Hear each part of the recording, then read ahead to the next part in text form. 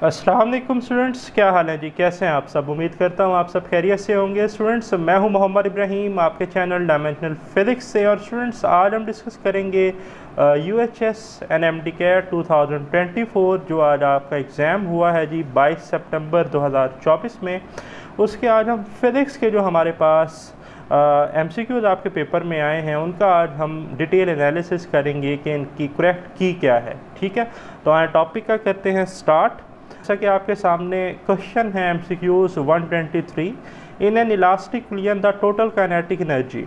सो option हैं dissipate after collision, reduce after the collision, B है increase after the collision, and D है before and after collision remain the same. तो student simple है, in case of elastic collision kinetic energy conserved. ठीक है, किसी भी isolated system की kinetic energy जो है वो कंजर्व्ड रहती है, मीन्स के रिमेन्स कांस्टेंट रहती है।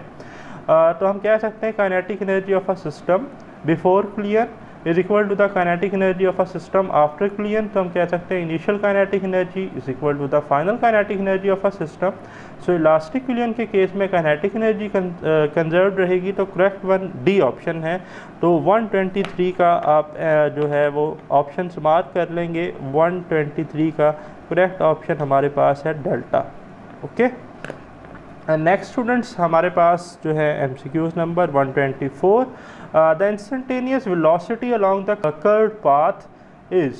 ऑप्शन है जी along the tangent, parallel to the radius, perpendicular to the slope, anti parallel to the radius. तो स्टूडेंट्स, अगर बॉडी सर्कुलर पाथ में मूव कर रही हो या किसी कर्व्ड पाथ में मूव कर रही हो, लेट्स से ये कर्व्ड पाथ है, तो इसकी वेलोसिटी जो है वो along the tangent of the curved path होती है। ठीक है, टेंजेंट हम कैसे हैं, किसी भी कर्व्ड या सर्कुलर पाथ को टच करते हुए गुजर जाना। इस पॉइंट पे इस तरफ होगी, इस पॉइंट पर इस तरफ, इस पॉइंट पर इस तरफ, तो अलोंग द टेंजेंट।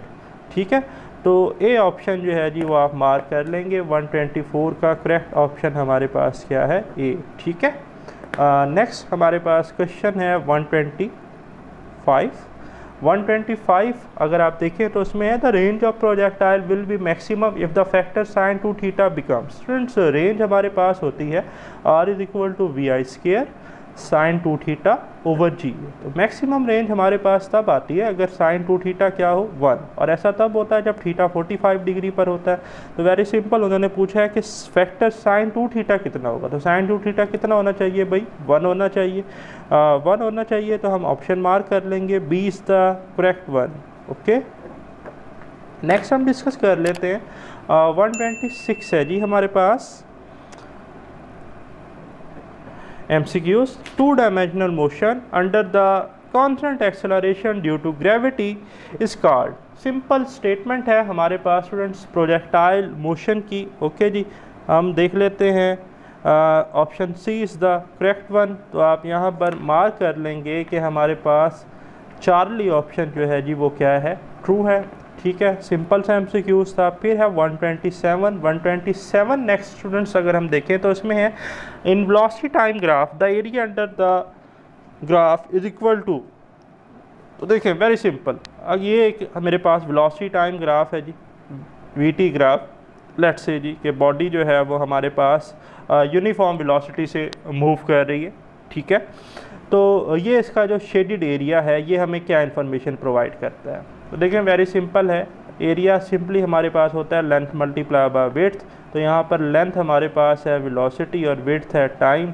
तो अगर मैं V और T को आपस में क्या करूँ जी, V क्रॉस T लूँ, तो ये किसके बराबर आता है, डिस्टेंस के बराबर। रीज़न ये है कि हमारे पास जो वेलोसिटी है स्टूडेंट्स, वेलोसिटी का हमारे पास फार्मूला क्या होता है, डिस्टेंस ओवर टाइम या डिस्प्लेसमेंट ओवर टाइम। तो एस क्या आ जाएगा, V cross T।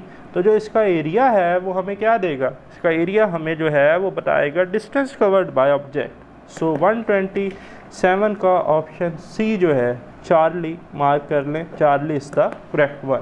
Okay, next अब हम डिस्कस कर लेते हैं फर्दर आगे जो हमारे पास MCQs हैं जी। अब हम देख लेते हैं 128 को। सो 128 नाउ स्टूडेंट्स, 128 की स्टेटमेंट है according to Newton laws of motion the mass of object is quantitative measure of its inertia. ठीक है, जो हमारे पास क्वांटिटेटिव मेजरमेंट है, ठीक है जी, किसी भी ऑब्जेक्ट की मास की, वो क्या है जी हमारे पास इनर्शिया, ठीक है। तो इनर्शिया आप इसका बेस्ट ऑप्शन है बी, तो आप मार्क कर लें कि 128 का करेक्ट ऑप्शन हमारे पास क्या है, बीटा, ठीक है। फिर है 129। 129 क्या है जी, 1 kilowatt hour is equal to, बड़ा मशहूर ज़माना, ठीक है जी, kilowatt hour is the commercial unit of electrical energy, that's equal to 3.6 multiply 10⁻⁶ joule और 3.6 मेगा जाउल। आप इसे प्रूव भी कर सकते हैं। 1 किलो है, किलो होता है 10⁻3, वाट को वाट ही रहने दें, और 1 आवर जो है इसमें 60 मिनट होते हैं, 60 सेकंड, तो ये आ जाएगा 3600 सेकंड। इसको जब आप सॉल्व करेंगे, ये बनेगा 3.6 मल्टीप्लाई 10⁻6, और watt second is the unit of energy, जिसे हम जाउल भी लिख सकते हैं, तो ये बन जाएगा 3.6 मेगा जाउल। तो ये आपके पास फॉर्म आ जाएगी, ठीक है जी। तो 3.6 mega joule Charlie is the correct one, ठीक है जी। सी आप इसका मार्क कर लें 129 का। नेक्स्ट हम डिस्कस कर लेते हैं और MCQs 130 को, तो लें जी। अब है हमारे पास 130। So which of the following is a non conservative force. Students book में साइड इंफॉर्मेशन बनी हुई है। नॉन कंजर्वेटिव फोर्स जो है ये हमारे पास फ्रिक्शनल फोर्सेस होती हैं, अपोजिंग फोर्सेस होती हैं, ठीक है, रेजिस्टिव फोर्सेस होती हैं, like normal force, frictional force, या tension in a string like.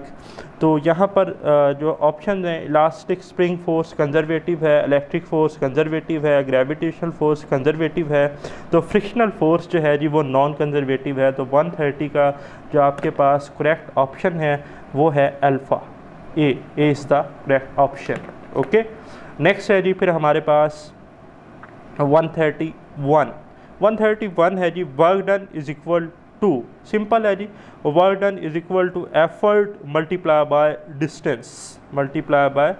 Distance, ठीक है, जिसे हम लिखते हैं फोर्स इनटू डिस्प्लेसमेंट, ठीक है। F D cos of theta आप इसे लिखते हैं, या एफ डी लिखते हैं। तो 131 का जो करेक्ट ऑप्शन है वो है जी हमारे पास alpha is the correct one. Next है हमारे पास स्टूडेंट्स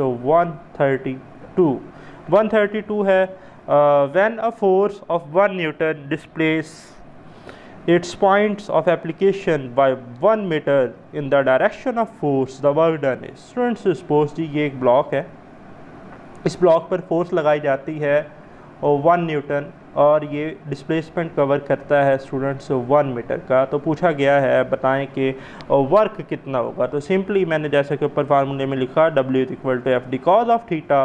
तो फोर्स है 1, डिस्प्लेसमेंट है 1, और in the direction of displacement force लग रही है तो cos 0 है, cos 0 पर 1 होता है, तो 1 multiply by 1, so we get 1 joule of work. Okay जी, तो 132 का हम अल्फ़ा ऑप्शन जो है वो मार्क कर लेते हैं, 132 is the alpha. Okay, next students हमारे पास जो है वो है MCQs 133। अब हम डिस्कस करेंगे 133 को। सो 133 को जी अब हम डिस्कस कर लेते हैं। 133 है जी, हमारे पास स्टेटमेंट है 133 की, an electrical motor is used to lift the weight of 2 newton through a vertical distance of 100 centimetre in 4 second. What is the power output of the motor? Very simple, देखें पावर हमारे पास students होती है rate of doing work, W/T, या हम लिख सकते हैं FS/T, ठीक है। वर्क क्या था, FS अभी डिस्कस किया है। तो इधर देखें, ज़रा फोकस रखना है कि इलेक्ट्रिकल मोटर जो है उसका वेट कितना है, वर्क जो हमारे पास फोर्स है वो रिप्लेस हो जाएगी वेट से, जो कि 2 न्यूटन है, तो F की जगह आ गया 2 मल्टीप्लाई बाय जो यहाँ पर वर्टिकल डिस्टेंस कवर किया है, मीन्स के डिस्प्लेसमेंट वो है 100 सेंटीमीटर। तो सेंटी होता है 10⁻⁻², ठीक है। तो -2 और ये 100 है, तो ये बन जाएगा 1 मीटर, ठीक है। 100 सेंटीमीटर जो है, 100 सेंटीमीटर, इधर ज़रा देखिएगा, इसको हम लिख सकते हैं 10 स्क्वायर और सेंटी होता है 10⁻², तो ये 1 बनेगा। ओके, तो इसलिए मैंने अब 1 लिख लिया, ठीक है। डिवाइडेड बाय टी, टाइम है जी हमारे पास, तो टाइम था 4 सेकेंड, ठीक है जी। तो बस वैल्यूज़ को कर देंगे पुट, तो आंसर आ जाएगा। तो 2 डिवाइडेड बाय 4 तो हमारे पास जो आंसर आ जाएगा 2/4 वो होता है 1/2 यानी कि 0.5 वाट। तो 0.5 किधर है जी, देख लें B. So beta is the correct option of 133। Now students we will discuss 134 जी। तो 134 क्या है जी, the centripetal acceleration of object moving along a circle of radius R with an angular speed omega is given by the following formula। Students सबसे पहले हम centripetal acceleration का formula लिख लेते हैं। AC is equal to v square over r for linear motion and for angular motion v is equal to v is replaced by r omega। we know that v is equal to r omega square over r। so AC is equal to r square omega square over r, एक r से cancel, सो आ गया r omega square। so the correct one is the alpha r omega square। ठीक है, तो यहाँ पर मैं लिख देता हूँ alpha is the correct one। so अब हम डिस्कस कर लेते हैं 135 को। ओके जी, 135 जी। 135 है स्टूडेंट्स, हमारे पास स्टेटमेंट आपके सामने डिस्प्ले पर है। An aircraft makes a turn in a horizontal circle of radius 100 meter है। it is traveling with a velocity of 250 meter per second। the angular velocity of a aircraft will be। angular velocity पूछी गई है। first of all the relation between linear velocity and angular velocity v is equal to r omega। ठीक है, so omega is equal to v over r। ठीक है जी, इसी को हम यूज़ करेंगे। लीनियर वेलोसिटी जो है वो यहाँ पर गिवन थी 250 मीटर पर सेकंड, डिवाइडेड बाय रेडियस जो है वो भी हमें गिवन था। ठीक है जी, 100। तो इसे हम सिंपली डिवाइड कर लेंगे। 5 2 10 एंड 5 5 25, तो बन जाएगा 5/2। तो सिंप्लीफाई कर लेंगे तो आंसर आ जाएगा 2.5 रेडियन पर सेकंड, ये ख्याल कीजिएगा। तो 2.5 radian per second B, beta is the correct one. So 135 का ऑप्शन क्या आ जाएगा जी हमारे पास फिर बीटा। ठीक है, नेक्स्ट वन है स्टूडेंट्स हमारे पास 136। A particle of mass m is moving on a circular path of radius r with velocity v, then centripetal force acting on it m। ठीक है, लें जी, सेंट्रीपिटल फोर्स होती है mv स्क्वायर ओवर r। ठीक है, ये given है हमें।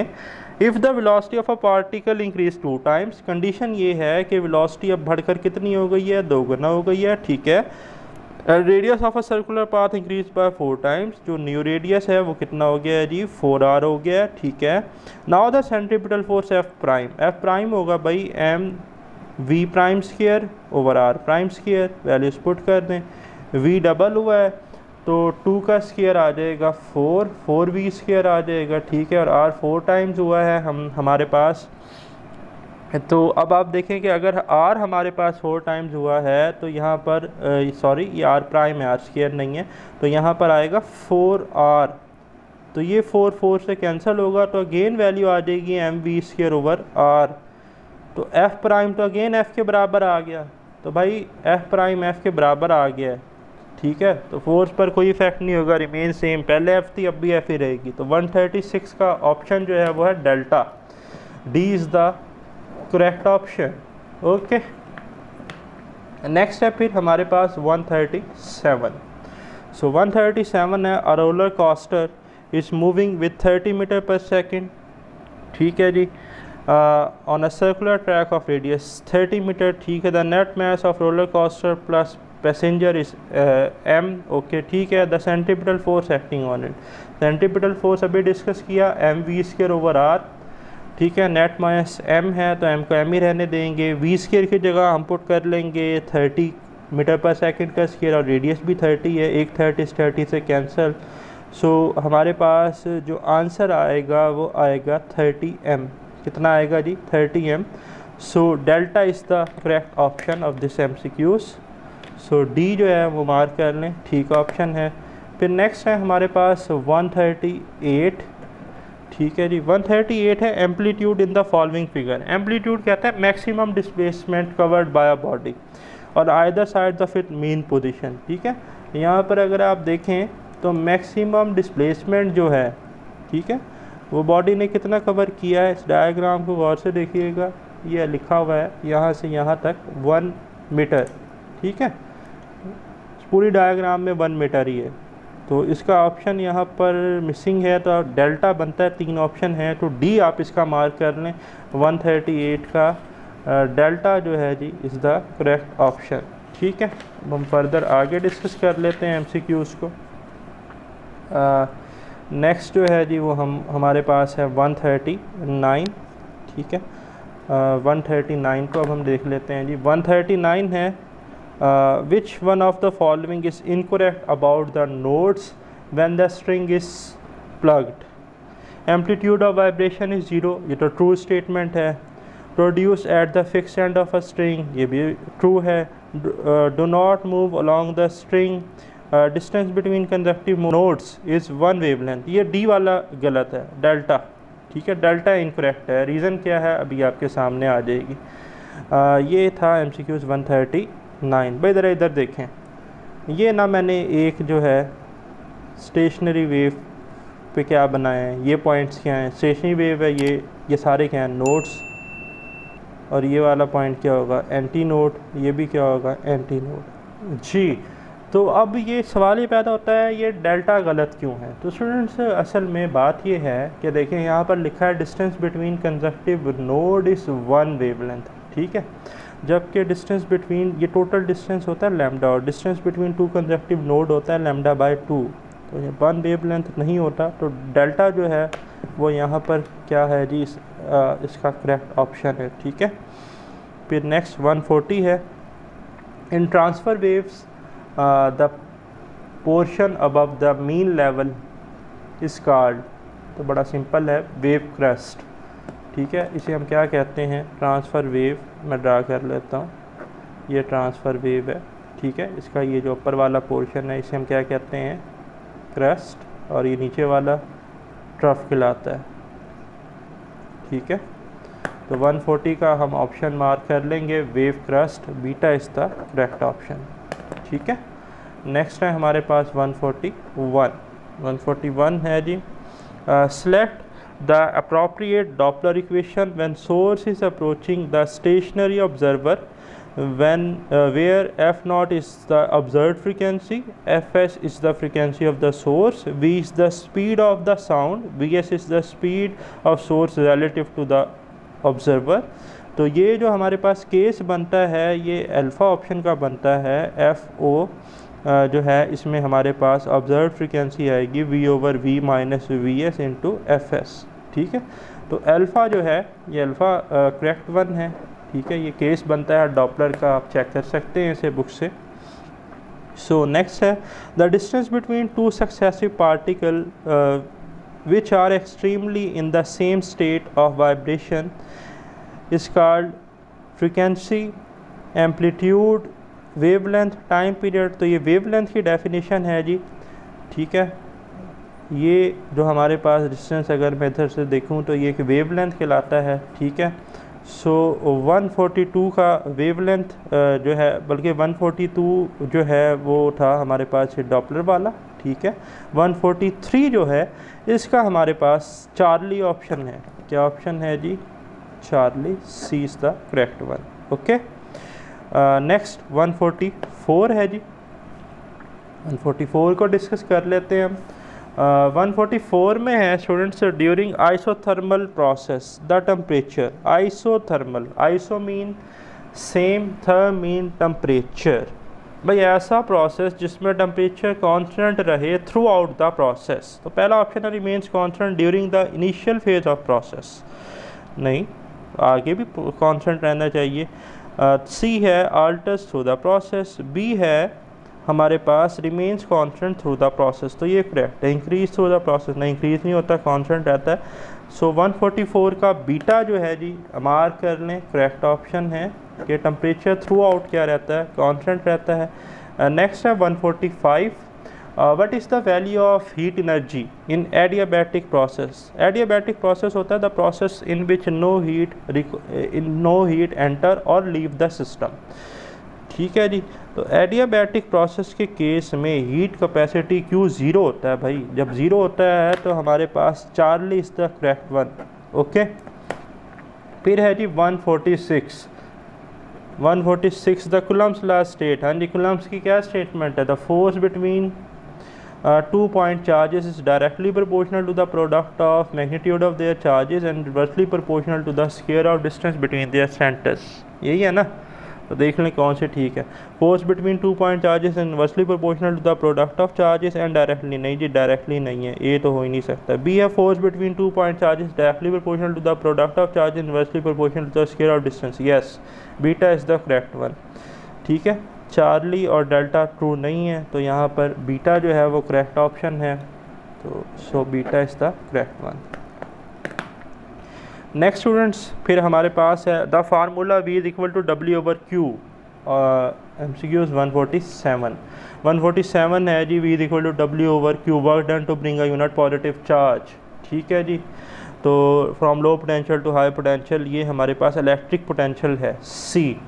इलेक्ट्रिकल पोटेंशियल जो है उसकी डेफिनेशन है ये। ओके, चार्ली आप इसका करेक्ट कर लेंगे 147 का। आगे चलते हैं 148।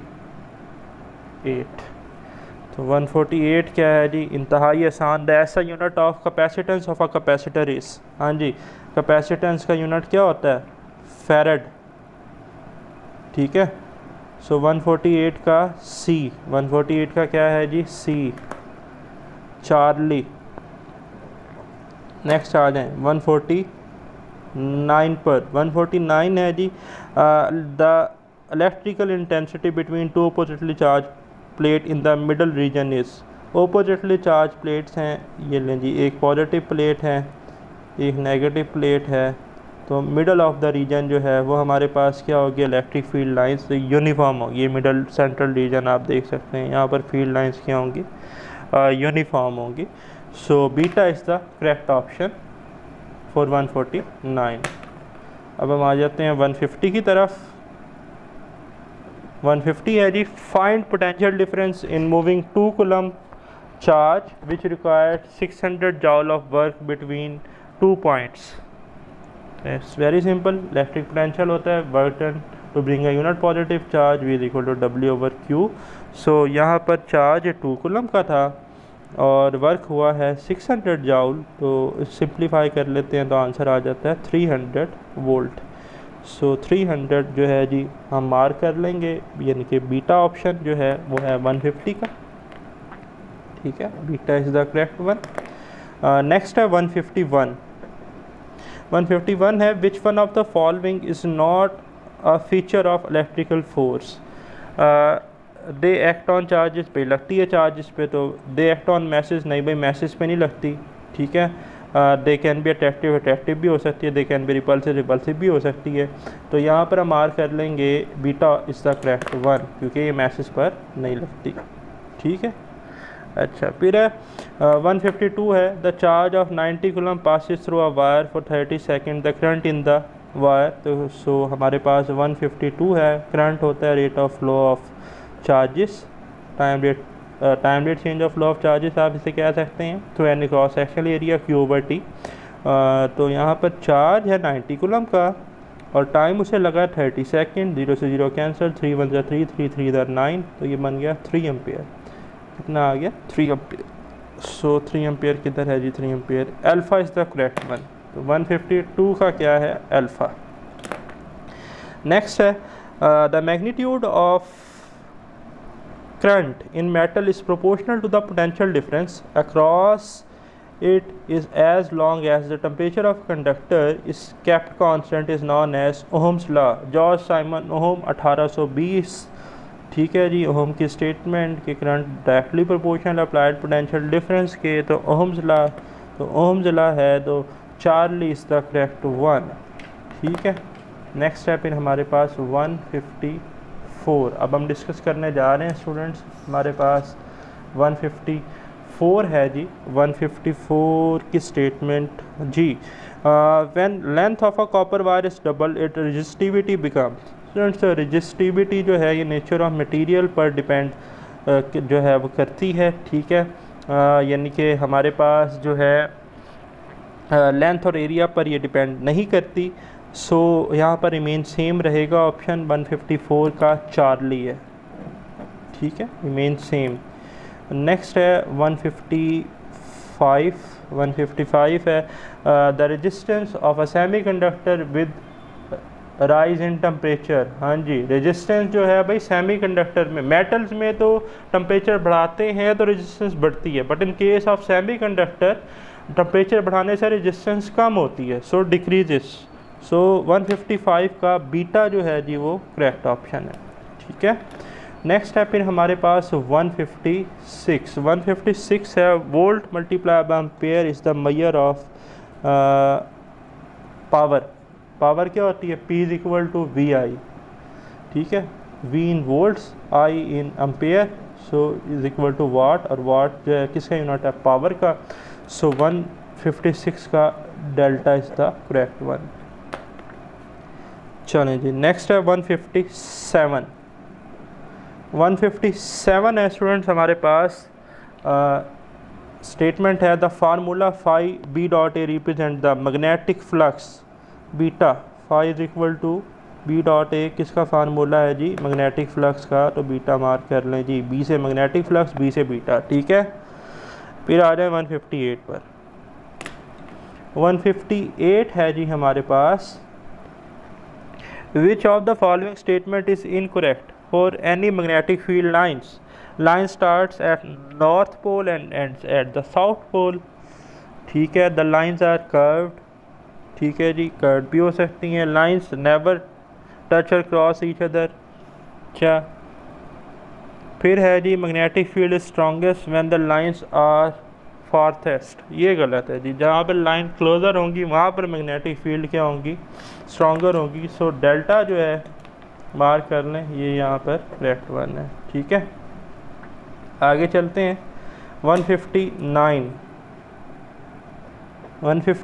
है जी हमारे पास the unit of magnetic flux, magnetic flux का यूनिट क्या होता है जी, मैग्नेटिक फ्लक्स आ गया, magnetic flux density, sorry magnetic flux density है, तो बी से हम लिखते हैं फाई ओवर ए, फाई जो है ये होता है वेबर में, एरिया होता है मीटर स्क्वायर में, तो यूनिट बन जाएगा weber per metre square, weber per metre square. So Charlie is the correct one, ठीक है। फिर है हमारे पास 160 है जी the induced current will flow in such a direction so as to oppose the cause that produce it's the statement of Lenz's law, Charlie. 160 का क्या है, चार्ली, ठीक है। फिर है 161 in an AC generator the EMF will be maximum when factor sine omega T, तो EMF का formula होता है E इज इक्वल टू नवाब N ओमेगा AB और साइन थीटा यानी कि साइन ओमेगा टी, तो मैक्सिमम तब होगी जब ये फैक्टर 1 होगा, जब ये फैक्टर क्या होगा जी 1। सो 161 का हम मार्क कर लेंगे, beta is the correct one, ठीक है। सो ये हो गया जी हमारा 161। अब है हमारे पास 162 जी, तो 162 है electrical generators and transformers are based on the principle of Coulomb's law, Ampere's law, Hooke's law, Faraday law of electromagnetic induction, so beta is the correct one, ठीक है। नेक्स्ट है in an ideal transfer, for ideal transfer input power is equal to the output power, ठीक है, ideal है तो कोई power loss ही नहीं होगा, कोई एडी करंट लॉस, कोई हिस्टैरिसीस लॉस होगा ही नहीं, तो 163 का अल्फ़ा। नेक्स्ट है स्टूडेंट्स हमारे पास 164 का अब हम डिस्कस कर लेते हैं।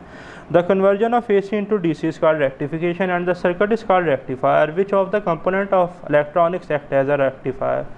भाई डायोड को, सेमीकंडक्टर डायोड को हम एज अ रेक्टिफायर यूज़ करते हैं, ठीक है, PN जंक्शन डायोड जो है हम इसे यूज़ करते हैं, ठीक है, तो रेक्टिफायर को हम डायोड को यूज़ करते हैं, तो alpha is the correct option. Next है हमारे पास 165, हाँ जी, full wave rectification is given by one diode connected in a bridge type arrangement में 4 डायोड्स होते हैं स्टूडेंट्स, 4 डायोड्स जो हम यूज़ करते हैं, आपको याद होगा इस तरह की जो हम डायग्राम बनाते हैं, ठीक है। तो इसमें जो हमारे पास total number of diodes use होते हैं इस कनेक्शन में वो कितने होते हैं, 4 होते हैं। तो 4 diodes connected in a bridge type arrangement, delta is the correct option, 165 का डी है, ठीक है। नेक्स्ट हम डिस्कस कर लेते हैं आगे जो है फर्दर। अब लें जी फर्दर नेक्स्ट है स्टूडेंट्स हमारे पास 166 को हम देख लेते हैं। जी हाँ जी 166। सो 166 है जी, आ डायोड कैरेक्टरिस्टिक कर्व इस प्लॉट बिटवीन, कैरेक्टरिस्टिक कर्व को हम प्लॉट करते हैं करंट और टाइम में नहीं करते, voltage and current, voltage time, reverse voltage, forward voltage. तो भाई कैरेक्टरिस्टिक कर्व को हम ड्रा करते हैं वोल्टेज एंड करंट में। So Charlie is the correct one, I V curve भी इसे हम कहते हैं, ठीक है। सो चार्ली। नेक्स्ट है फिर हमारे पास 167। नहीं जी 167 को अब हम डिस्कस करेंगे स्टूडेंट्स। तो 167 है the value of Planck's constant, H होता है जी 6.63 multiply 10 to the power -34 जॉल second, -34। सो -34 जो है जी किधर है जी, अल्फ़ा, ठीक है जी। 167 का क्या है जी, अल्फ़ा। नेक्स्ट है 168 है the de Broglie wavelength associated with a particle moving at 10⁻6 metre per second and having a mass of 10 to the power -30 kg। Okay जी, तो लैम्डा होता है h/mv, प्लैंक्स कांस्टेंट है 6.63 multiply 10 to the power -34, mass अभी given था जी 10 to the power -30 और speed भी given थी 10 to the power 6। सिंप्लीफाई करेंगे तो डिनोमिनेटर में पावर आ जाएगी -24, ऊपर जाके बनेगा +24। तो इसका आंसर आएगा 6.63 multiply 10 to the power -10 metre, ठीक है। तो -10 देखें किधर है, अल्फ़ा। 168 का क्या है, अल्फ़ा है, ठीक है। फिर है जी 169 क्या है जी, light propagates through a space as a wave is evident by all of the following aspect. हाँ जी, लाइट को हम वेव ट्रीट करते हैं इंटरफेरेंस में, डायफ्रैक्शन में, पोलराइजेशन में, बट फोटो इलेक्ट्रिक इफेक्ट में लाइट ट्रीट होती है एज अ पार्टिकल, ठीक है। तो एक्सपेक्ट फोटो इलेक्ट्रिक इफेक्ट, तो बीटा जो है ना इसका करेक्ट ऑप्शन है 169 का। फिर है नेक्स्ट 170 है स्टूडेंट्स हमारे पास, which series falls in the ultra violet region. भाई सीरीज़ होती है Lyman, Balmer, Paschen, Brackett, Pfund. Lyman lie करती है अल्ट्रा वायलेट रीजन में, बाल्मर विजिबल रीजन में, और ये तीनों इंफ्रारेड रीजन में। तो यहाँ पर है अल्ट्रा वायलेट रीजन, तो लाइमन जी, तो alpha is the correct one, ठीक है जी। आगे डिस्कस कर लेते हैं। नेक्स्ट है 171 the potential through which an electron should be accelerated so that on clear it can be lift the electron in an atom from ground state to higher state. Electron जो है वो jump करेगा low energy state से high energy state पे, तो इस process को कहते हैं एक्साइटेशन।